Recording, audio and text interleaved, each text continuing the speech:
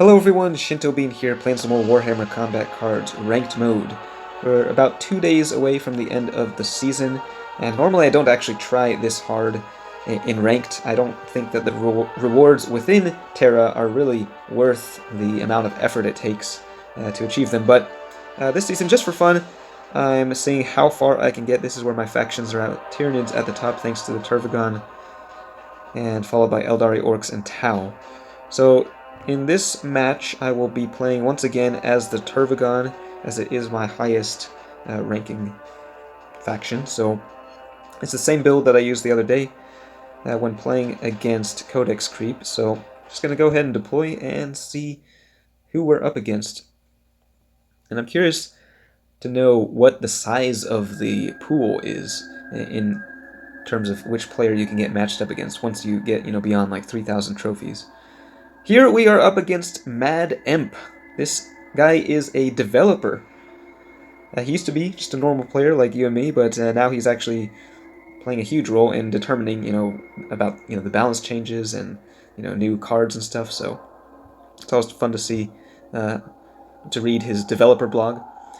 And there's some actually exciting changes coming up next season. And he does have a lot of maxed level cards, so this will be a fun match. It's the first time I've recorded a battle against him. Hopefully we can get these Termagants out early on. This is actually the second time I played against this deck, though. I played against it the other day with my Snickrot deck, and I actually managed to beat it pretty handily, I might add. But Snickrot is very good at taking down, these really strong cards in one turn. The Tervigon, I'm afraid, cannot do that, so we'll see how this goes.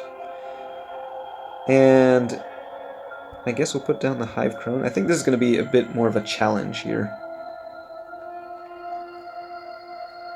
They have the initiative, so they'll be going first, and they're going with a melee attack, dealing a lot of damage.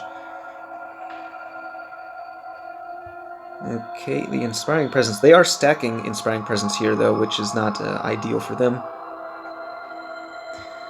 Okay, so we'll go with... I think we want to poison the big guy, but yeah, we should be able to do that, actually. We'll put down the Biovore. Unfortunately, no Termagant to deploy in this round. And Zondrek buffing their ranged attack. It's actually been... You don't see Zondrek very much at the higher tiers of ranked. At least for me, personally. And that's a really big counterattack there from that. This guy, the Royal Warden, 83 range damage. And there is a maxed out Plasmancer, very powerful. Wow, 90 damage from the precision shot. That's also in part due to the Inspiring Presence, so that is absolutely devastating ranged attack. I think I'm going to lose this one pretty badly by the looks of it. We can get our Exocrine out, but which enemy to go for is the question. The Plasmancer... I mean, they all do a lot of damage. I think we're going to try to take out the Plasmancer here. But we got the Kilomorph, okay. Well, I guess we're actually just not going to target the Plasmancer then. We'll go for the Royal Warden, targeting that thing, so we should be able to take it out with the first 2 attacks. And the shield on the Exocrine will block that attack from the Plasmancer. My Exocrine is at level 8, so it has 3 shields. Will be put to good use against the attacks of the Plasmancer. And now they're bringing out the weaker cards. Normally the AI deploys these earlier on, but in this case, yeah, they brought out some of the big guns early on. Okay. So I think we'll keep the Exocrine over there, and just, yeah, we want the Kilomorph in the middle. We'll just keep throwing down the Termagants on the right side. And let's go for another ranged attack. Now, are they going to go ranged next turn or melee? That is what I want to know. If they go ranged, they're going to deal a lot of damage to the Exocrine. I think that's what they will do. That'd be the smart thing. Okay, 122 damage from the Plasmancer. Pretty devastating. Kelemorph is able to shoot down that guy with a counterattack. Also, the Plasmancer does die from the Exocrine's attack. But they still have 2 bodyguards remaining. What's it going to be? The Heavy Destroyer. That's a nasty one. Not quite maxed out, just 1 level away from being at the top level, but 96 ranged attack. So that would be able to destroy my Exocrine with the counterattack, unless I put this guy down, which I think I will do.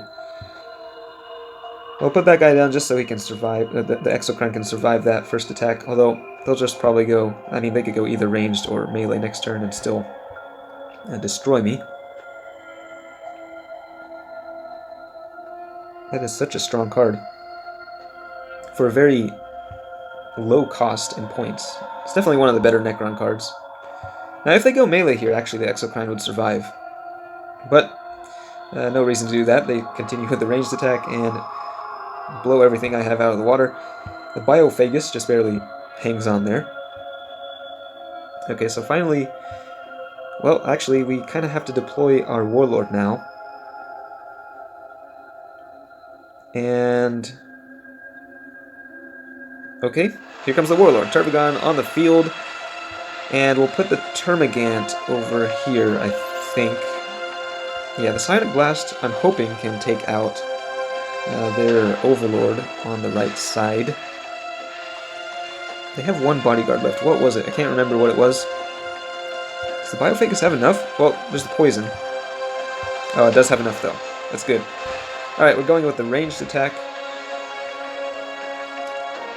Taking down 2 of the units. The Heavy Destroyer is very low on health, so that thing will be going down pretty soon, but...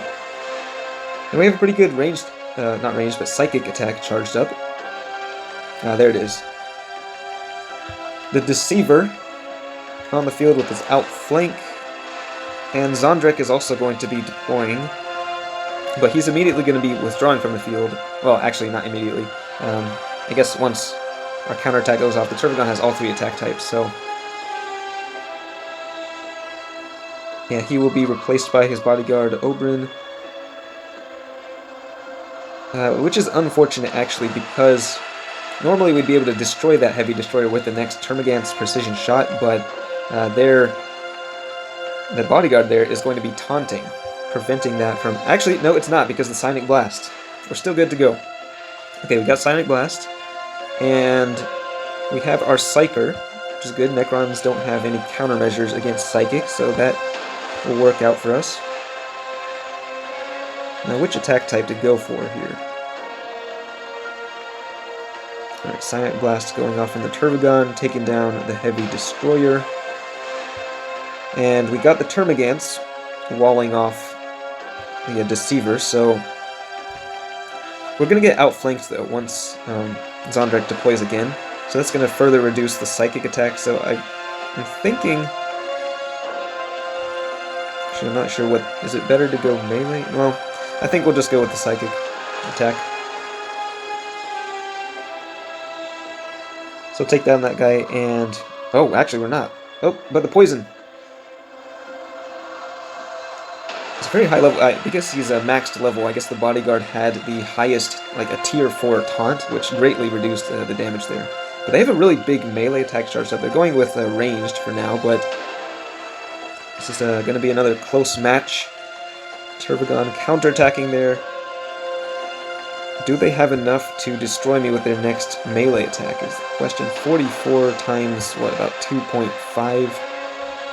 It's not quite enough. Now, we'll be able to poison Zondrek, but we're dealing, again, reduced damage because of their debuff from the outflank. So, go with the Psychic, 71 damage. And we'll see if they go melee. I imagine they will. Well, actually, I don't think they will go melee, actually, because we have a pretty good... I lied.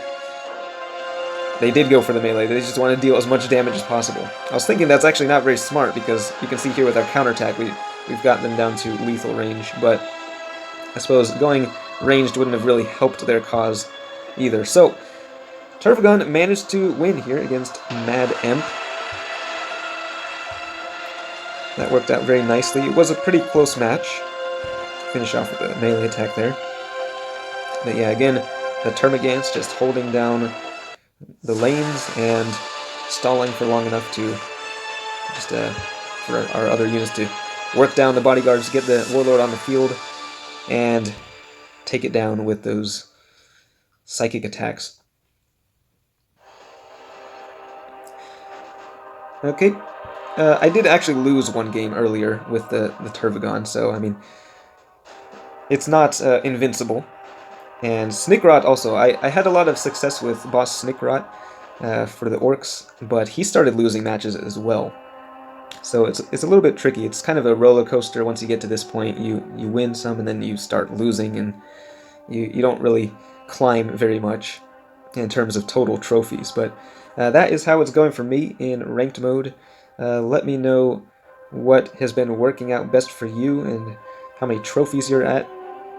There's going to be a lot of big, important changes coming in the next season of Ranked Mode, so that's something to look forward to. I'll be covering that in a future video. But that's it for this one. Thanks for watching, and I will see you next time.